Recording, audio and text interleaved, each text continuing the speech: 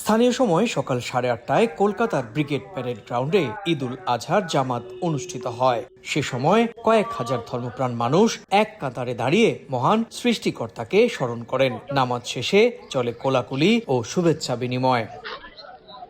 এর আগে নামাজে অংশ নিতে সকাল থেকেই বিভিন্ন এলাকা থেকে মুসল্লিরা আসতে শুরু করেন।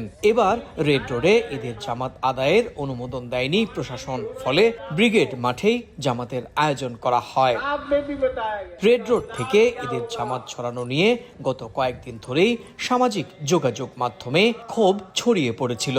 তবে রেড রোডের বদলে ব্রিগেড মাঠে নামাজের আয়োজনকে স্বাগত জানিয়েছেন সেখানে পবিত্র ঈদের জামাতে অংশ নেয়া অনেকেই। যদিও কোনো জাতপাত না দেখে একজন ভারতীয় নাগরিক হিসেবে সরকারের কাছে সম্মান চেয়েছেন তারা। সবার জন্য এইটা হলে সবচেয়ে ভালো হয়। এই যেমন পুজো পাঠ হয় রাস্তা জাম করে, হ্যাঁ, 2 দিন 3 দিন, আমাদের তো একদিনের জন্য তাও কি আধ ঘন্টা কি 10 মিনিট এরকম লাগে।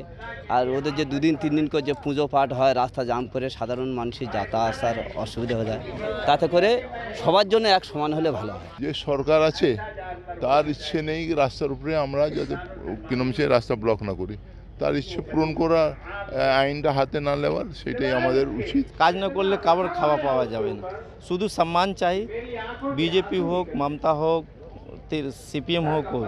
ময়দান ছাড়াও এদিন নাখোদা মসজিদ, টিপু সুলতান মসজিদ সহ রাজ্যের বিভিন্ন জেলায় কঠোর নিরাপত্তার মধ্য দিয়ে ঈদের জামাতের আয়োজন করে প্রশাসন।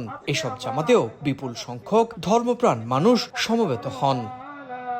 সুব্রত আচার্য, সময় সংবাদ, পশ্চিমবঙ্গ, ভারত।